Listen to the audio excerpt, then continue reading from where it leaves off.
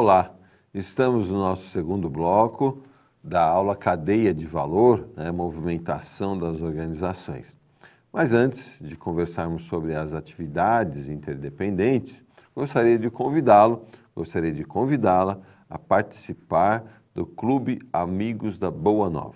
Muitas vezes as pessoas perguntam em termos de benefícios de fazer parte do clube.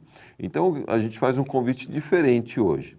Comece a frequentar e acessar algumas áreas, comece a pesquisar um pouquinho mais sobre o que a Rádio Boa Nova tem feito, o seu trabalho de divulgação, os seus programas. Dê uma olhadinha na TV Mundo Maior, tudo que a TV tem feito, olhado para as casas André Luiz, todos os atendimentos que a casa ela tem realizado, a editora, os diversos títulos que os autores dedicaram, esses títulos para a própria FEAL, a Unispírito, que vem com atividades bastante interessantes no campo aí da divulgação, dos saberes a respeito do espírito. Então vejam, nós temos aí tudo isso para compartilhar com você. Então a gente pede primeiro que você faça uma degustação, como se diz, observe, veja todo esse movimento e aí você tome a sua decisão para poder fazer parte da família. Lembrando, com o que você puder, vai nos ajudar com certeza. Legal? Então, lembrando, quando nós vimos lá a cadeia de valor, nós percebemos que estava lá. Nada mais é do que um sistema, um conjunto de atividades. Então, existem várias atividades dentro da cadeia de valor de uma organização. Quais são elas? Atividades estratégicas. E aí eu sugiro que a gente leia o capítulo 19, a fé humana e a fé divina, para a gente poder perceber a aplicação disso. São imprescindíveis a implementação da estratégia, uma vez que afetam diretamente o desempenho da organização dos fatores críticos de sucesso do negócio.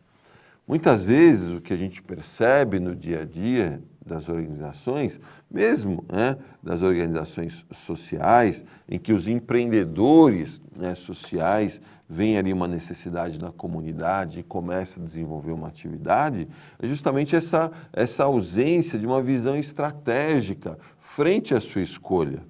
Quando a gente se propõe a resolver algum problema, a entregar algum valor para a sociedade, a gente precisa entender todos os mecanismos pertinentes àquela atividade que vão favorecer o seu êxito ou não. Por que vários projetos sociais não vão adiante? Por que várias empresas de pequeno porte não vão adiante? Por que grandes grupos corporativos têm problemas na sua prática no dia a dia? Porque faltou essa visão estratégica, essa visão dos mecanismos que envolve toda a tomada de decisão.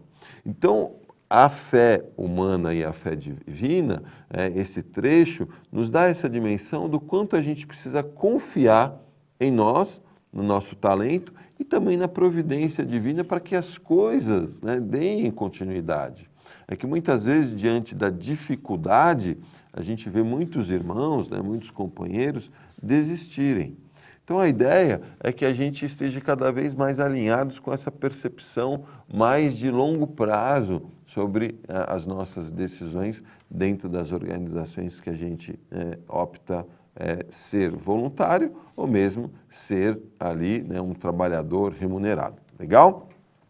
Quando se fala em atividades táticas, são necessárias, mas não suficientes para a implantação da estratégia, na medida em que complementam ou suportam a ação das atividades estratégicas.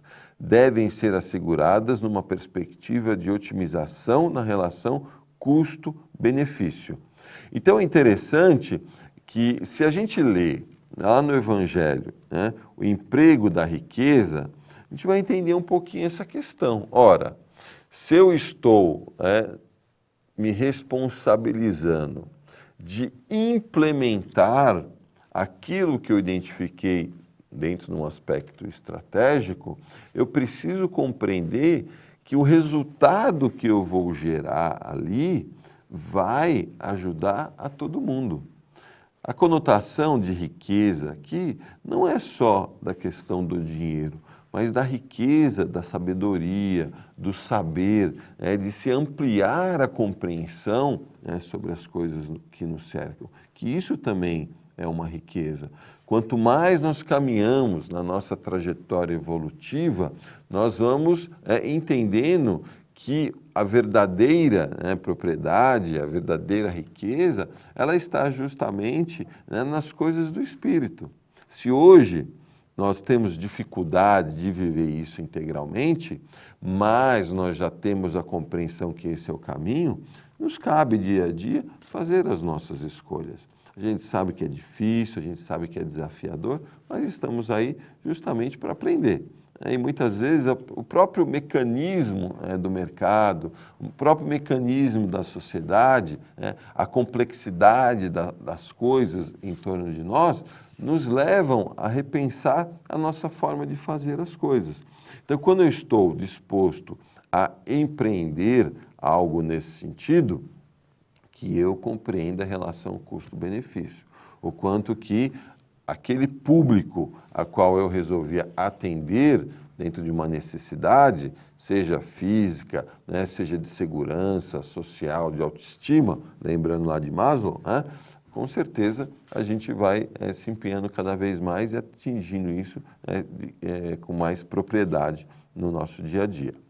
E as atividades base são necessárias ao funcionamento da organização, qualquer que seja a sua estratégia, mas tem um impacto muito reduzido no seu desempenho competitivo.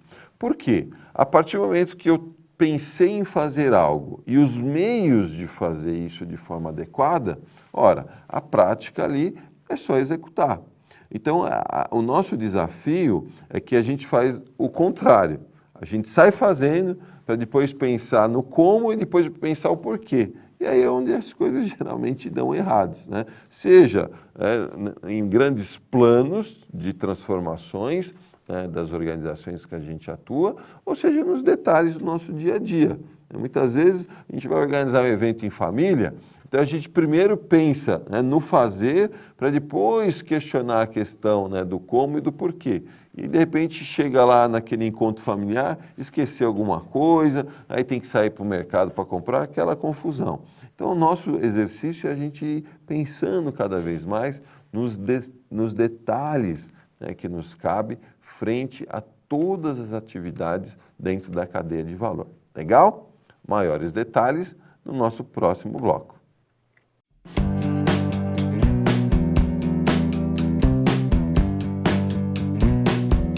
O Mundo Mar Repórter já se tornou a maior série de documentários espíritas da atualidade.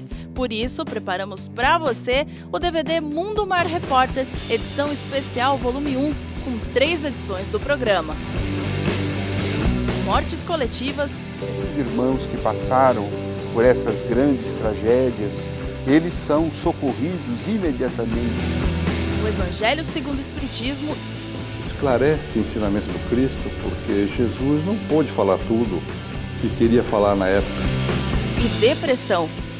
É preciso ter uma vida simples, é preciso necessitar de muito pouco. Há uns anos atrás eu li uma frase maravilhosa do Emmanuel, não lembro de qual dos livros dele, em que ele dizia o seguinte: rico é aquele que tem poucas necessidades. O que a doutrina dos espíritos nos falam sobre esses temas? Adquira através do site mundomaior.com.br ou pelo telefone 11 4964 4700.